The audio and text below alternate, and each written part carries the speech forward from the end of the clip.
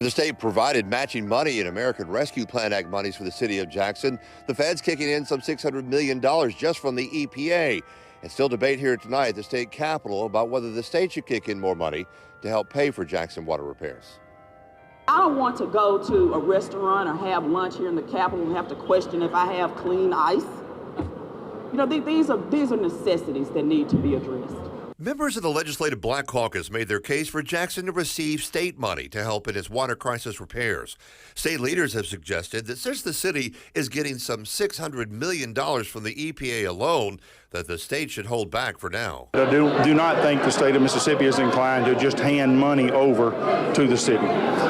There will have to be discussions about if we put money there, who will supervise that, how will it be spent, what will it be spent on. I think the state should make sure that Jacksonians, people who live in the Una community, which is where I'm from, or in any other area, they should have clean drinking water. This is 2023. It is fundamental, it's basic. And that's not something that we should have to argue or debate. But it is in debate in the wake of the back and forth between the Jackson mayor and governor over the water crisis last fall.